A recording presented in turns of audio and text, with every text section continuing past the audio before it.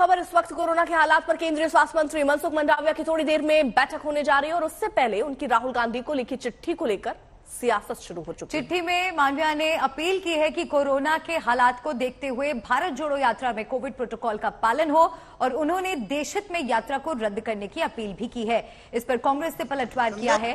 Party आरोप लगा रही है कि बीजेपी साजिश कर रही है, लोगों को भटका रही है। तो ये चिट्ठी भी हम साथ ही साथ आपको दिखा रहे हैं, जहां पर ये कहा गया है स्वास्थ्य मंत्रालय की तरफ से कि कोरोना के नियमों का पालन वहां पर हो, मास्क हो, अगर वो नियम ना पूरे हो पा रहे हो तो देशहित में इस यात्रा को रद्द कर दिया जाए। स्वास्थ्य मंत्री की चिट्ठी राहुल गांधी और अशोक गहलोत को दी गई है।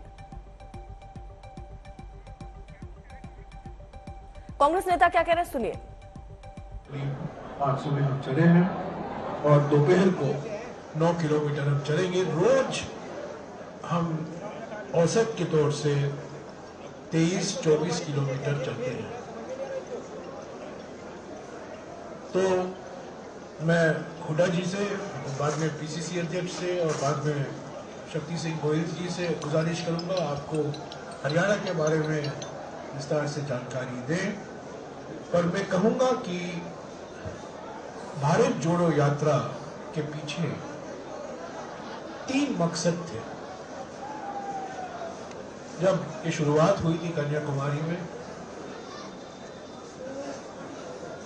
2023 या 2024 के चुनाव से भारत जोड़ो यात्रा का कोई लेना देना नहीं है।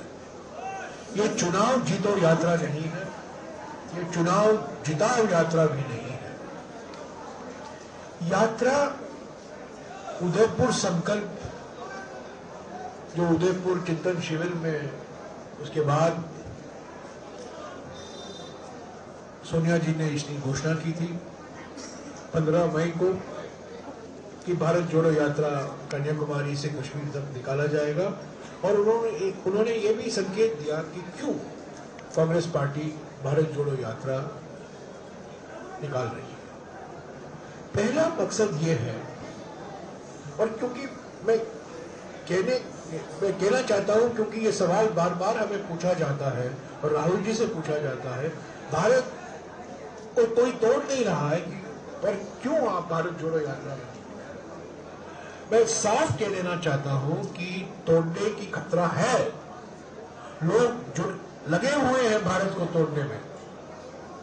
मोदी सरकार की नीयत और मोदी सरकार की नीतियों के कारण भारत की टूटने की संभावना।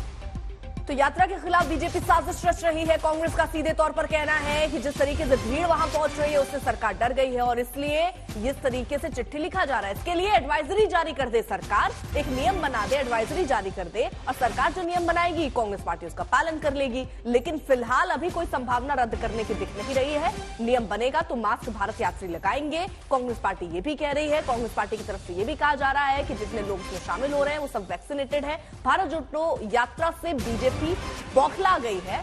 पहले कुछ समझ नहीं आ रहा था तो इसलिए अब ये रास्ता चुना है। अधीर रंजन चौधरी क्या कह रहे हैं, सुनिए।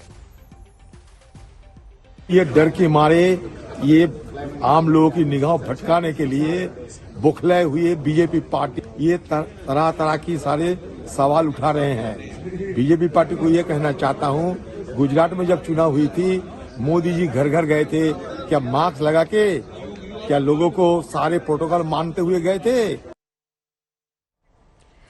भारत जोड़ो यात्रा से बीजेपी बौखला गई है। अभी आप सुन रहे थे अधीर रंजन चौधरी को, जो कि बीजेपी पर उल्टे सवाल कर रहे थे कि जब गुजरात में चुनाव प्रचार हो रहा था तो क्या तब कोविड प्रोटोकॉल, कोविड से जुड़े नियमों का पालन किया जा रहा था?